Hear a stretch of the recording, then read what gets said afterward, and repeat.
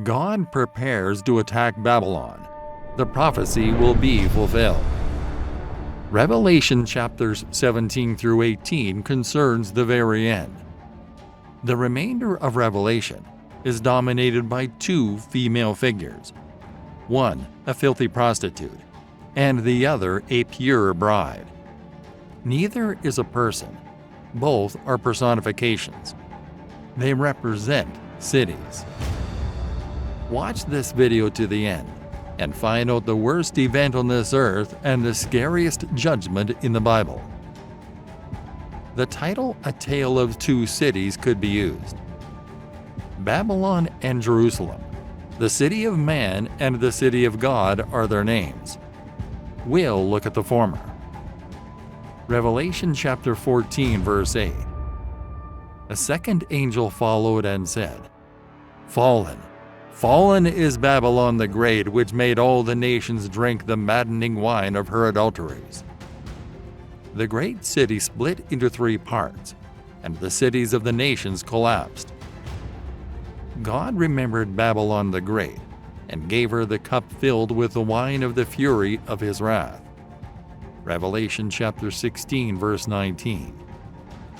In the Bible, cities are often seen as wicked places.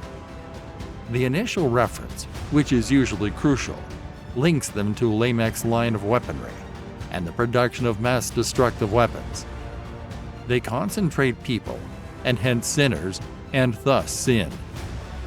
Vice and crime thrive in an environment where there is less community and more anonymity. Greed and pride are the two sins that are highlighted in this passage. Both are linked to money's idolatry, because it is impossible to worship both God and mammon at the same time. Luke chapter 16 verse 13. No servant can be the slave of two masters. Such a servant will hate one and love the other, or will be loyal to one and despise the other. You cannot serve both God and money. In an affluent city, it's easier to forget the creator of heaven and earth. Self-made men worship their own creator.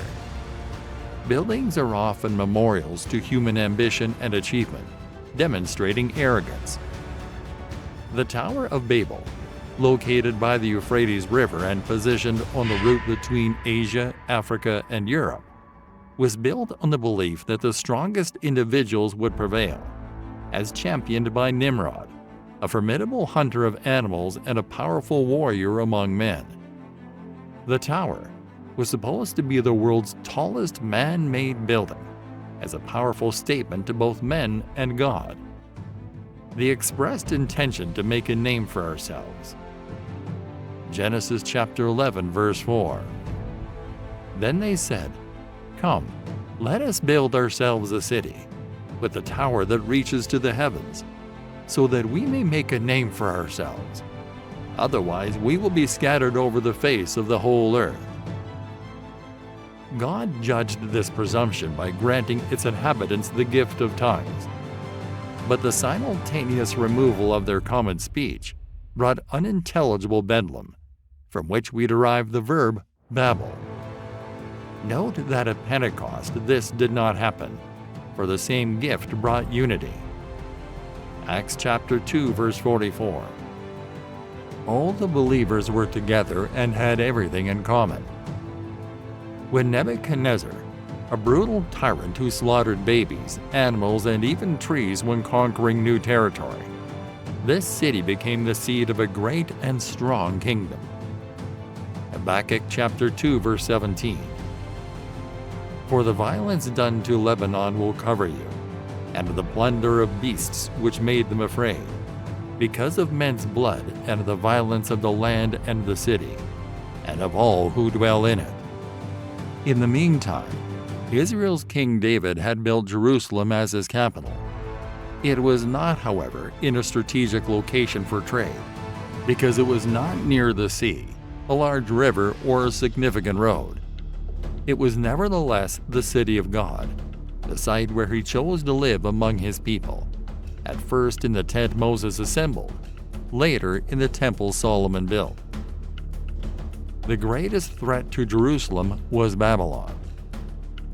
Nebuchadnezzar eventually demolished the holy city, including its temple, removing its wealth and sending its people into exile for 70 years. Because the residents had made it an unholy city like all the others, God allowed it to happen. But this was a momentary chastisement, not a permanent punishment. Through the prophets, God promised both the recovery of Jerusalem and the ruin of Babylon, for example. Jeremiah chapter 51, verses 6 through 9. Flee from the midst of Babylon, and every one save his life. Do not be cut off in her iniquity, for this is the time of the Lord's vengeance. He shall recompense her. Babylon was a golden cup in the Lord's hand, that made all the earth drunk. The nations drank her wine, therefore the nations are deranged. Babylon has suddenly fallen and been destroyed. Wail for her, take balm for her pain. Perhaps she may be healed. We would have healed Babylon, but she is not healed. Forsake her, and let us go every one to his own country. For her judgment reaches to heaven and is lifted up to the skies. Jeremiah chapter 51, verses 45 through 48. Come out of her, my people. Run for your lives. Run from the fierce anger of the Lord. Do not lose heart or be afraid when rumors are heard in the land. One rumor comes this year, another the next. Rumors of violence in the land and of ruler against ruler. For the time will surely come when I will punish the idols of Babylon.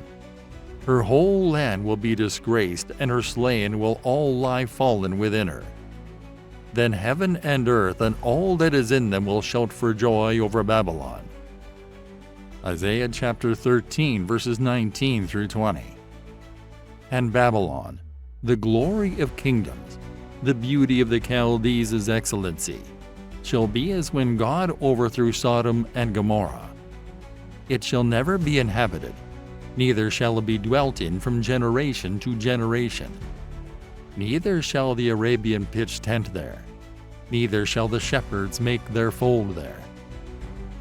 As predicted, that horrible city deteriorated into a dismal heap of debris, completely deserted, except by desert wild animals. The fact that the books of Daniel and Revelation have so many parallels is no coincidence. Both books contain end-of-the-world visions that are very similar. However, Daniel received the revelations during the reign of Nebuchadnezzar. He had been a young man in the first of 3 deportations.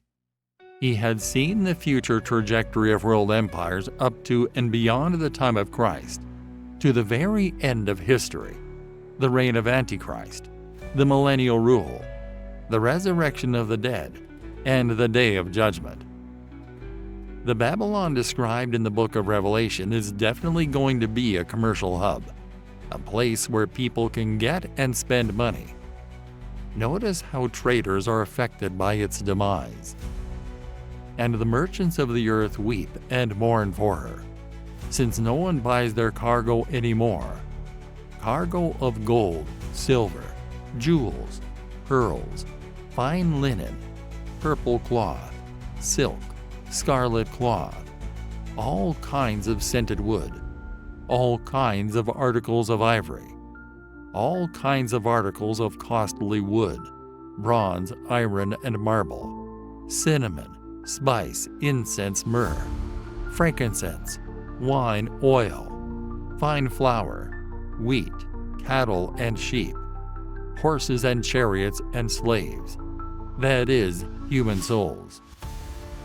The fruit for which your soul longed has gone from you, and all your delicacies and your splendors are lost to you, never to be found again. The merchants of these wares who gained wealth from her will stand far off, in fear of her torment, weeping and mourning aloud. Alas, alas, for the great city that was clothed in fine linen, in purple and scarlet, adorned with gold, with jewels, and with pearls. Revelation chapter 18, verses 11 through 16. Culture is not going to be overlooked. Note the music in Revelation chapter 18, verse 22.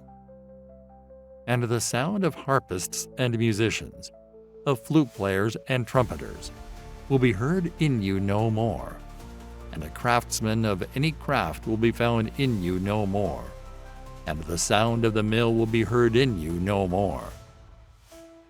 But it will be corrupt and corrupting, with materialism replacing morality, pleasure replacing purity, wealth replacing wisdom, and lust replacing love.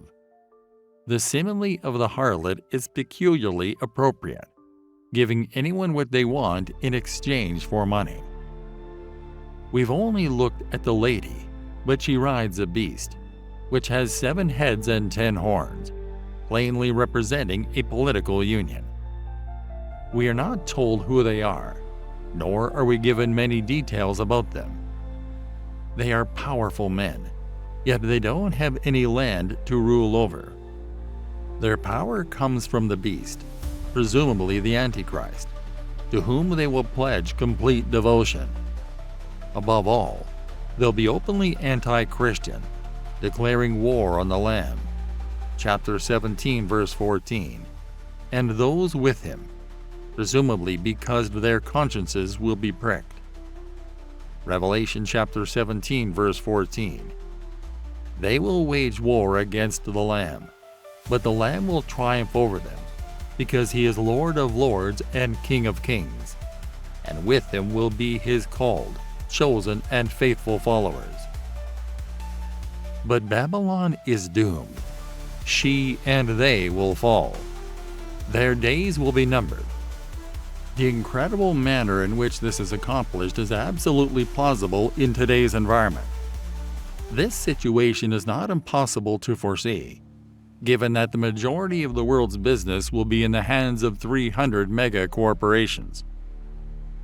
Ambitious politicians, hungry for power, resent this financial clout. They are even prepared to bring about economic disaster if that will enable them to take over. The kings will be jealous of the woman who rides them and will resolve to destroy her. The city will be engulfed in flames. It will be the world's worst economic disaster in history. Many, many people will weep and mourn over the ruins. The disaster will have been brought about by God, not by any physical action. He will have instilled in their hearts the desire to fulfill his mission. Revelation chapter 17, verse 17. For God has put it into their hearts to fulfill his purpose, to be of one mind, and to give their kingdom to the beast until the words of God are fulfilled. He'll have persuaded them to join forces with the beast to fight the city. The Antichrist will have political authority, and the false prophet religious control. The kings will now offer them economic control in return for delegated powers for themselves. But their possession of such privileges will be extremely short. 1 hour. Revelation chapter 17, verse 12. And the 10 horns which thou sawest are 10 kings, which have received no kingdom as yet, but receive power as kings 1 hour with the beast. Babylon's demise is so certain that it is depicted in Revelation as having already occurred. This is something Christians can be assured of. However, there are practical reasons for informing them. What is the connection between God's people and this final Babylon? There are 3 rules to follow. First, there will be many martyrs in the city. The whore is drunk with the blood of the saints, the blood of those who bore testimony to Jesus. This last phrase again indicates the presence of Christians and occurs throughout Revelation. Revelation chapter 1, verse 9. I, John, your brother and companion in the suffering and kingdom and patient endurance that are ours in Jesus, was on the island of Patmos because of the word of God and the testimony of Jesus. Revelation chapter 12, verse 17. Then the dragon was enraged at the woman and went off to wage war against the rest of her offspring, those who keep God's commands and hold fast their testimony about Jesus. Revelation chapter 14, verse 12. Here is the patience of the saints.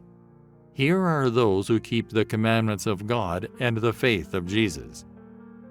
Revelation chapter 19, verse 10. At this I fell at his feet to worship him, but he said to me, "Don't do that. I am a fellow servant with you and with your brothers and sisters who hold to the testimony of Jesus.